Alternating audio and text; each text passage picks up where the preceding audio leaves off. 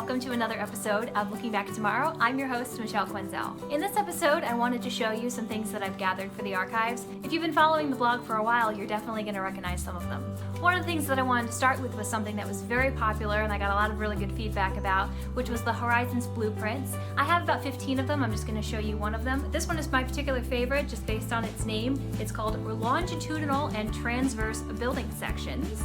And right down at the bottom is the longitudinal section. It's basically just a view of the building, 3 different ways. And I really like these in particular because of the information that they have at the bottom. And it shows the WED Enterprises and Imagineering logo at the bottom. And it also says project design for EPCOT Center. It has the old EPCOT Center logo at the bottom. And you can check out close-up pictures of these if you check out my blog. But I really just love that it has the date of the thing they were working on, what they fixed, what they changed, and the last date on this one is 3/18/82, and it was revised rooms 149 and 103. And if you follow me on Twitter, you will definitely recognize this one. This is the Birnbaum Guide for Walt Disney World from 1992. And I'm just going to show you some of my favorite things from this book. On page 86, it has the admissions prices for Magic Kingdom. In 1992, a one-day ticket to the Magic Kingdom cost $34.85. If you want to figure out what that is in 2017 money, you can pull up an inflation calculator and it'll figure it out for you. Also, those of you who were around back then will remember the 5-day Super Duper Pass, and that for an adult was $153.15. And that was your park hopper that would get you into all the parks and water parks. And for those of you who are lucky enough to have an annual pass, that would have cost you $200.60. And the dining reservations guide is pretty interesting. Dining reservation necessity fell into 3 categories: requested, suggested, and necessary. The difference between requested and suggested, I have no idea. And the time frame for making these reservations was 30 days for suggested, 45 days for necessary. But my absolute favorite part of this whole book is the hotel pricing that they have listed right in the center of the book. Just to give you a little insight of what the rooms cost in 1992, a standard room at the Polynesian would cost you $195. A tower room at the Contemporary would cost you $250. And a Fort Wilderness mobile home would cost you $185. Here's another book that you would recognize if you've been following my blog. It's Walt Disney World 20 Magical Years. I did a 3-part series on this.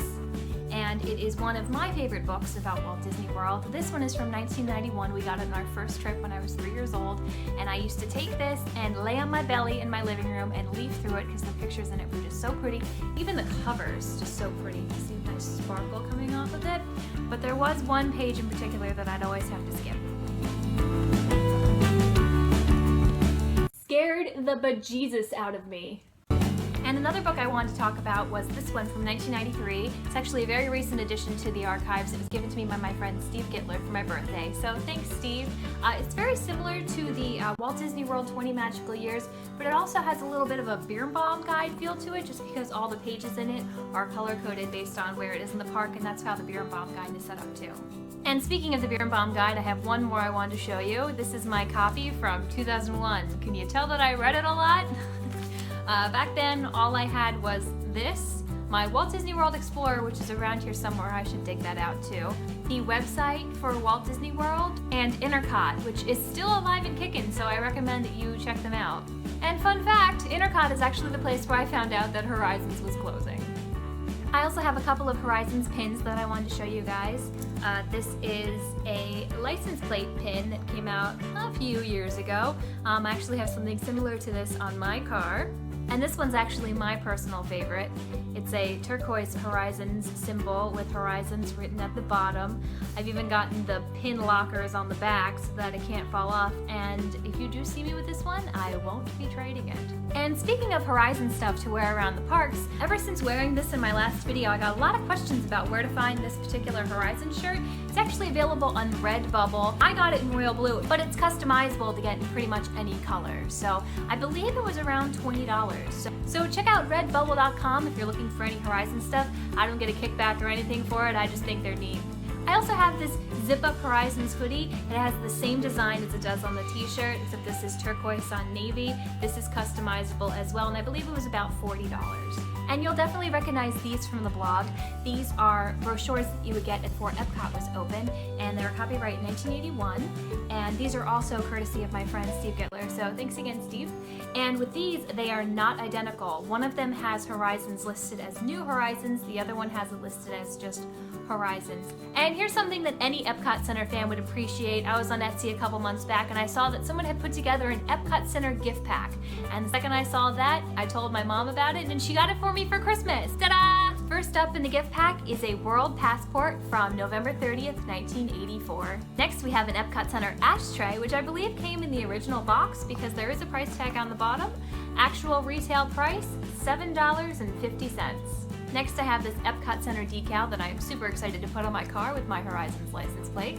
It also came with these two super cool comic books, The Cheeseburger Chronicles from 1983 and Mickey and Goofy Explore the Universe of Energy from 1985. And the last part of the gift pack is something that I've wanted to own for a while, Walt Disney's EPCOT Center. And one final thing I wanted to show you from the archives is the official album of EPCOT Center. This is one of my favorite pieces for a lot of reasons. I love owning vinyl, the music on it is fantastic, and just the album cover itself is gorgeous. As much as I want to play it, I kind of want to just frame this and hang this on my wall. Though there is no Horizons music on it because it is from 1982, here are the songs that are on it.